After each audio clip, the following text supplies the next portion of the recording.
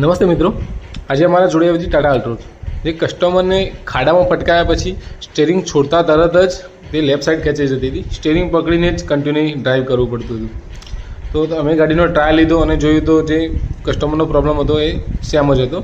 તો અમે ગાડીને લાવ્યા એલાઇમેન્ટના બે ઉપર, એલાઇમેન્ટના બે ઉપર લગાવી અને અમે એનું એલાઇમેન્ટ કરવાના છે। જેની પ્રોસેસ તમે સ્ટેપ બાય સ્ટેપ તમને બતાવશું, તમે જોતા જાઓ। મિત્રો, અમે ગાડીને બે ઉપર લગાવી, કોમ્પ્યુટર તેનું ચાલુ કર્યું અમે, અને જે સેન્સર આવે છે કેમેરા જે કહેવાય છે તે પણ લગાવી દીધા। ગાડીનો સિલેક્શન કરી નાખ્યું મોડલ વાઇઝ, એનો રજિસ્ટ્રેશન નંબર અને કિલોમીટર આ અમે એક યાદ માટે રાખીએ છીએ કે જે નોંધવા થાય।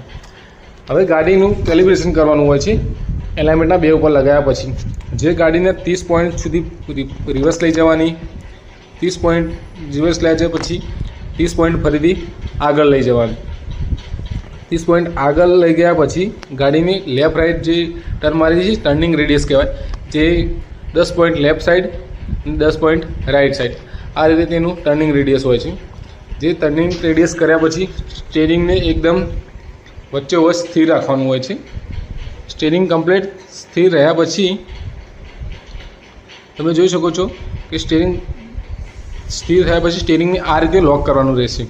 લોક કર્યા પછી સ્ટેરિંગનું એકદમ તેનું જે સ્થિરતા છે તે જોઈ લેવાની, અને જોઈ શકો છો તમે એલાઇમેન્ટ કેટલું પણ રોંગ છે। તો અમે તેનું એલાઇમેન્ટ કરવાનું સ્ટાર્ટ કર્યું અને એનું એલાઇમેન્ટ અમે સેટિંગ કરી નાખ્યું, તો એકદમ ઓકે છે। કેસ્ટર કેમ્બર પણ ઓકે કરી નાખ્યું, એલાઇમેન્ટના ડેટા સેવ કરી લીધા, અને તેના અંદર કેલિબ્રેશનની લાઇટ આવતી હતી સ્ટેરિંગ એંગલ, તો એ પણ કેલિબ્રેશન કરી નાખ્યું। અને કેલિબ્રેશન કર્યા પછી અમે તેનો રેડ ટેસ્ટ લીધો, જે ડ્રાઈવ ટેસ્ટ કહેવાય છે। તો ટેસ્ટ માર્યા પછી તમે જોઈ શકો છો કે સ્ટેરિંગ છોડા દીધા પછી પણ એકદમ સ્થિર કમ્પ્લીટ ગાડી ચાલે છે।